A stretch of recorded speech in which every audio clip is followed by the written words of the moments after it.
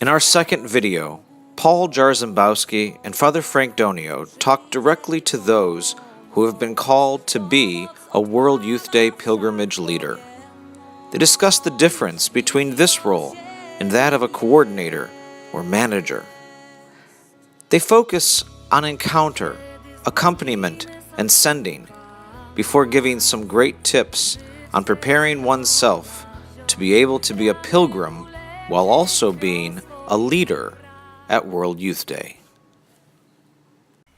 Hello, my name is Paul Jarzembowski.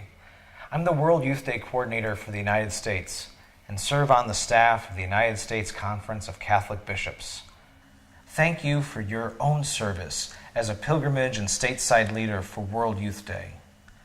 As a group leader or organizer, you have been entrusted with a great task, and it's more than just paperwork, logistics, and travel arrangements. Your role is critical to the experience of World Youth Day for the youth and young adults with whom you've been called to minister. I'm here with Father Frank Donio, Director of the Catholic Apostolate Center, which is an outreach of the Palatine Fathers and Brothers of the Immaculate Conception Province. The Catholic Apostolate Center has a mission of collaboration with Catholic leaders like you to advance the work of evangelization in the world. Father Frank, thank you for joining us. Thank you, Paul. Good to be here. Well, let me begin by asking, what does it mean to be a pilgrimage leader? What makes it more than just being a travel coordinator or a logistics manager? That's an excellent question because it is different to be a pilgrimage leader. There's really much more than that. It's about encounter, it's about accompaniment, and it's about sending. From the preparation to the experience itself. And most especially in the days, weeks, and years beyond World Youth Day.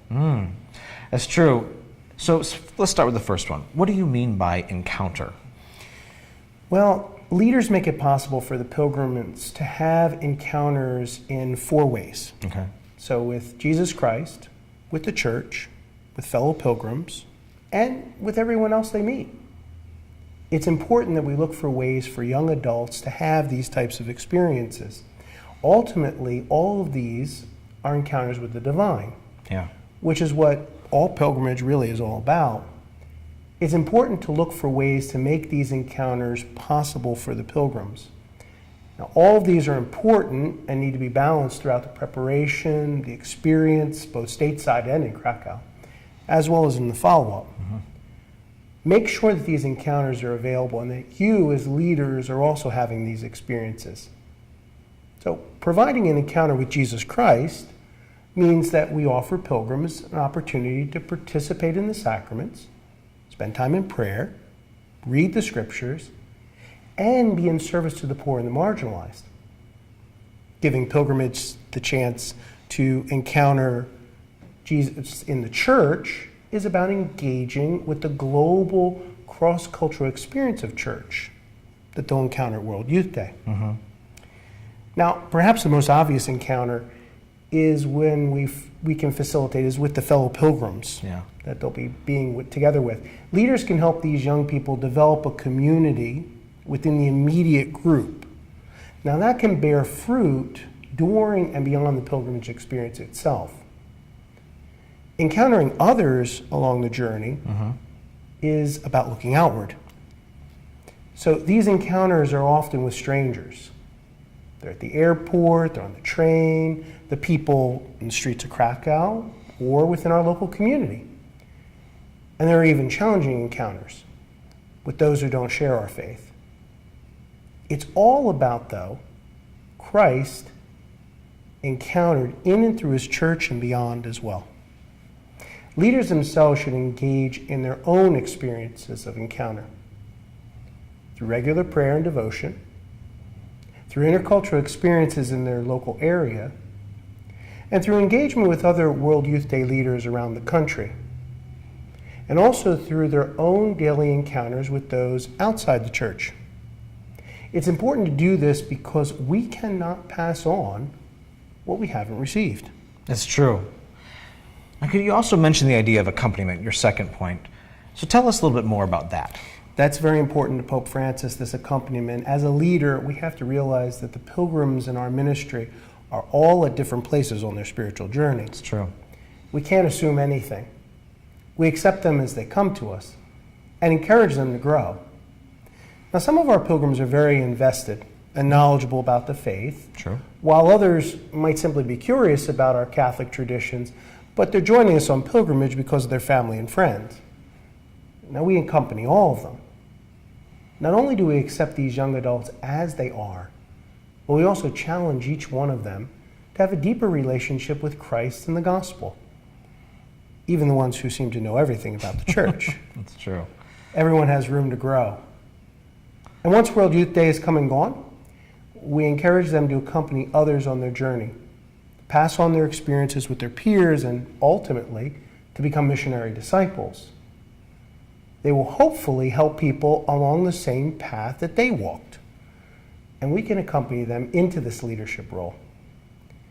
I'd add that we need to listen to Pope Francis in Evangelii Gaudium, who tells us that accompaniment means to remove our sandals before the sacred ground of the other.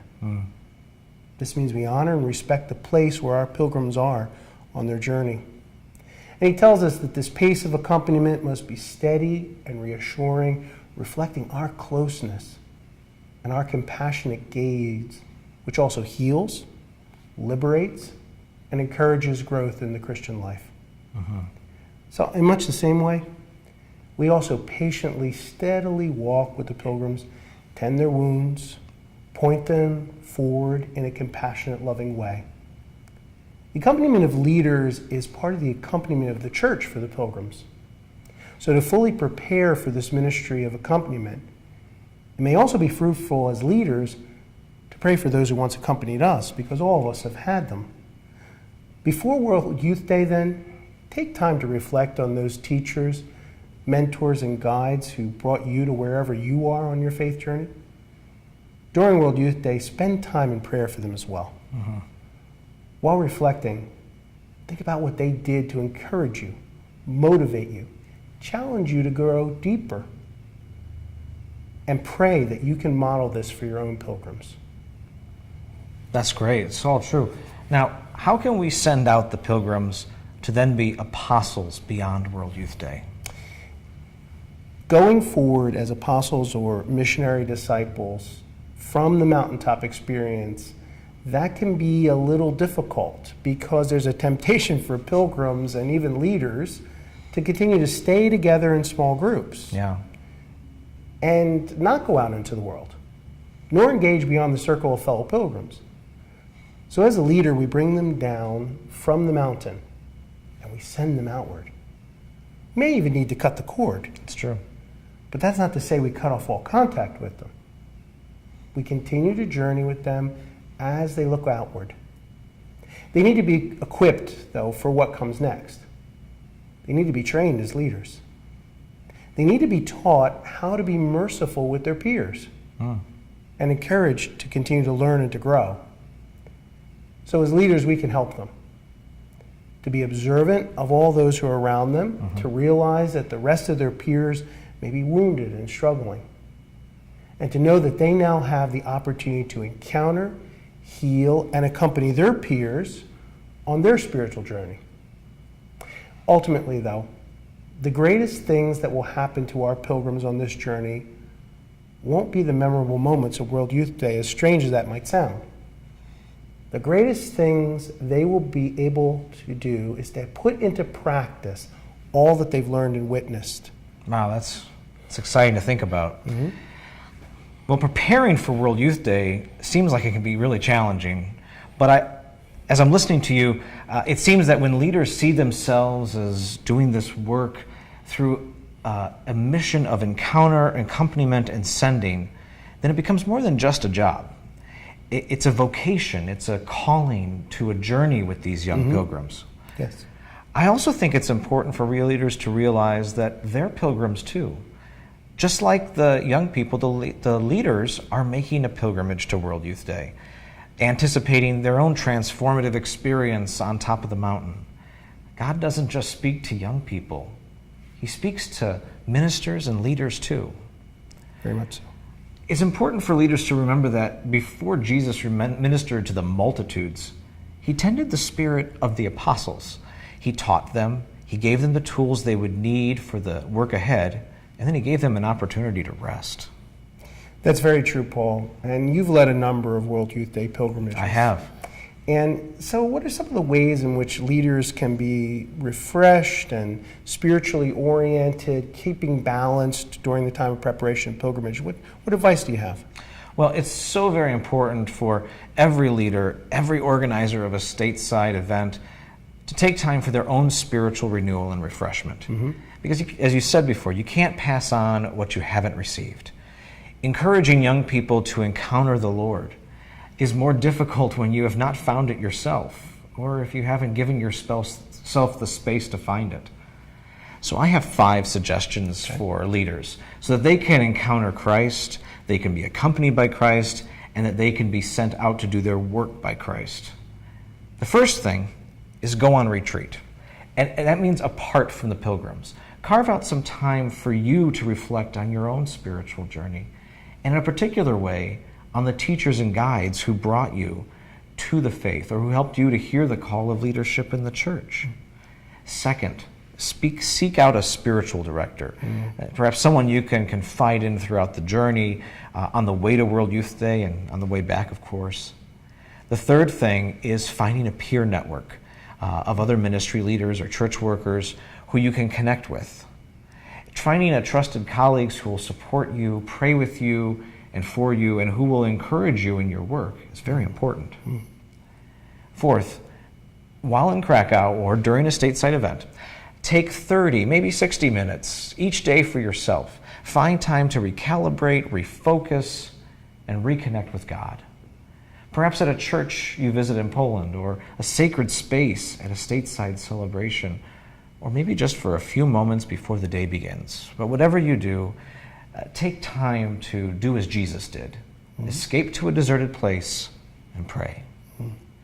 And the fifth thing is to walk. Now, I know this sounds so pedestrian, but it's, I think, very important to just walk regularly. Sometimes we find ourselves preparing for World Youth Day, sitting at our desks or stuck in our offices. But the best thing to do is to get out and to move.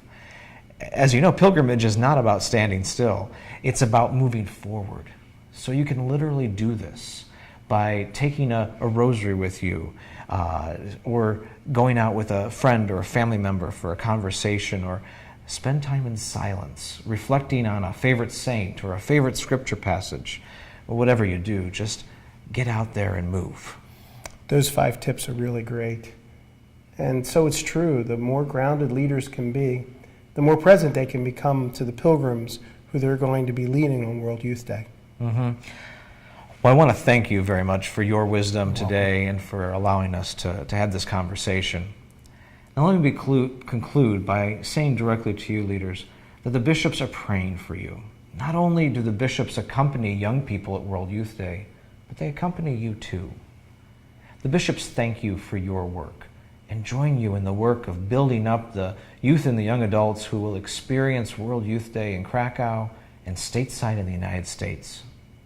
We look forward to seeing the fruits of your labor in the missionary disciples who will emerge from this incredible encounter and this Jubilee celebration of mercy and love.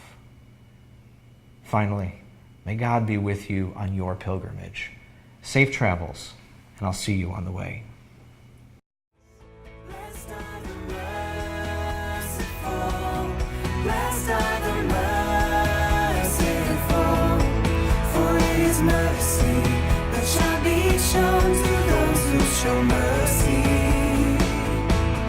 Blessed are the merciful, blessed are the merciful, for His mercy that shall be shown to those who show mercy.